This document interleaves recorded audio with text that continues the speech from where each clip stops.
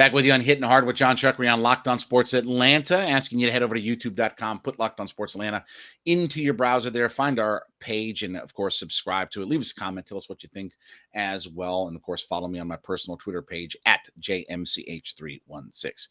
Look, we know the Hawks are in a mode of we've got to get ourselves a big-time player. Obviously, a big-time scorer would be ideal, and it'd be great to think about two-way players and all that kind of stuff. But again, when we start scouring the list of available players, by the way, did you notice that? Did you see the story about how it sounds like the Brooklyn Nets aren't going to extend and make an offer to Kyrie Irving? Okay, anyway, we talked about that a few weeks ago. We're always remember we're ahead of everything on this particular show. But anyway, so recently, one of the big free agent names that's going to be out there in the marketplace is Zach Levine of the Chicago Bulls. NBC Sports Chicago's Casey Johnson recently put out on a tweet saying that the Bulls were Levine re-signing with the Bulls in free agency was, quote, no longer considered the slam dunk it once was. Okay, now also too, for purposes that, and this is why I don't necessarily buy into all of this. So let's set that up first before we talk about this potential trade and things like that. Why I don't believe it? Number one, Levine said that he was going to, when he ended the season, he was going to explore all of his options. So why wouldn't you? If you're going to be a free agent with massive money attached to it, you have to explore all your options, right? I mean, that's what you have to do, because you may end up with a team that you can't say no to, or you can figure out all the money and stuff like that. But that's one thing. So we already said that he was probably going to look at that. The other thing is that the Bulls have bird rights to him. So when we're talking about the money that he can get, the difference between a full max with another team besides Chicago, his full max with another team would be $157,380,000. 150, let's call it 157.4. Okay. The Bulls can offer him $212.3 million. So that's what, $55 million more that he can get from the Bulls. Okay. Now they're not going to let him walk. They're going to do a sign and trade if they do move on from him. But the Bulls can offer him because of bird rights more than anything. The other part of this too is he had his offseason surgery. Remember, we told you a week or two ago about the idea that he was working with the Bulls doctors to get this done and lined up and figured out, and he's going to follow their rehab plan. So the Bulls even went out to his surgery and met with him and all that kind of stuff. So I don't truthfully buy the idea that he's going to become available, but he is certainly, when you talk about free agency, which it would be easy to say that it's just free agent money, but the Bulls are not letting him walk. They're going to sign. If we're going to lose Zach Levine, they're going to sign and trade him. They're going to work out a deal with a team that they sign and trade him. Now, for context, he is an all-star player. Last year averaged 24.4 points per game, 4.5 assists per game, 4.6 rebounds per game. And there's no doubt at 26 years old that he's coming in to the prime years of his career. If you look the last 4 years, he's averaged anywhere from 23.7 to 27.4 points per game. He's really starting to flourish, and especially now that he's come over to Chicago. I don't think the Bulls would be smart at all to let him go, even if they gave up in a trade. But this is what is being proposed out there that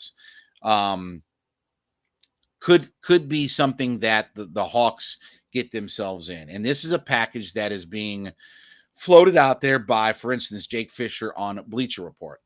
The Hawks would get Zach Levine, and in return, they would give up, are you ready?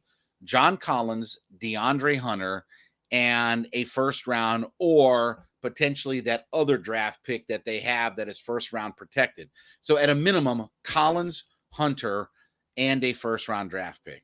Now, I think I said here, I've said on my radio show, I know, there are a couple of guys that I don't necessarily want to immediately move on from. DeAndre Hunter is one of those guys. I understand if I'm talking about trading the idea of Hunter for Zach Levine, okay, but this gets back to, yes, we add a high caliber player in Zach Levine, but I'm giving up a whole bunch to get that, versus I just signed Zach Levine as a free agent and he comes to my team, and now I've got an all-star player along with all of the guys that I already have. To me, that trade doesn't make a whole lot of sense. As much as I would love to have Zach Levine, if I'm not signing him in free agents and I have to sign and trade, that doesn't make a whole lot of sense. Just the numbers don't add up to do all of that. I give away to get, okay. And I'm not saying that I'm not willing to give up something to get a player like that, but I'm giving up 2 of my starters to get 1 back. And it just doesn't seem like equity is there for all of that. If I'm not going to sign him as a free agent, why am I giving up a whole bunch of pieces? Well, the reason you're giving up a whole bunch of pieces is because the Bulls aren't just going to let him arbitrarily walk. They're going to work a deal with a team to do it. Even as an unrestricted free agent, you're going to work a deal to try to keep him and sign him and trade him. Same thing happened with Joe Johnson, right? I mean, that's how Joe Johnson wasn't a free agent that came to the Hawks. He was a sign and trade deal, and he got a max money. And look, when you're talking about $55 million, okay, that ain't just a hamburger and fries and a Big Mac and a Coke at McDonald's. $55 million is the difference between the bird rights that the Bulls can pay him and what somebody else can pay him. And not that 100 and, whatever, 50, what do we say, $57.4 million is chump change or anything like that. But let me tell you what that ain't. That ain't 212.3. And so this idea that Zach Levine, that's why I said, why would the Bulls give up on a guy that's in the prime of his career, that's helped turn my franchise around, made me a better team this last year than the Hawks? Why would I give up on a guy like that? And again, you can say, well, he doesn't want to be. There's been no indication that says that he doesn't want to be there. It's all rumor and innuendo. And I understand, look, it's coming from a guy who's in Chicago and things like that. But how often do those guys just arbitrarily leave unless you hear something about the idea of there's bad blood or there's disagreement with the coach or player or whatever like that? For instance, we heard with DeAndre Ayton that, there's been some internal issue. Well, we know there's been internal issues because that's why he didn't play very much in their finale against the Mavericks, right? Monty Williams came out, their head coach, and said, it was internal reasons why I only played 17 minutes or whatever like that. And we've heard reports about he may want out. So that's different. We're getting reports of all of that. But the idea that Zach Levine is ready to get out of Chicago hasn't been there, especially after he just came out and said, yeah, I'm going to explore, but I'm also working with the Bulls on my rehab and my surgery and injury and all that kind of stuff. Like, he didn't just go out and fly out to some vagabond or whatever like that doctor, Dr. Vinny Boombatz, and just get himself a surgery scheduled, on a whim or whatever like that. The Bulls were involved in all of that. So I don't like the trade. I love the idea of, okay, if I can get him here for another $150 million, yeah, it's going to blow up your cap. And you're going to put yourself well into the luxury tax, which, hey, listen, Tony Ressler said, we're not afraid to put our foot in that water. We'll do what we have to do.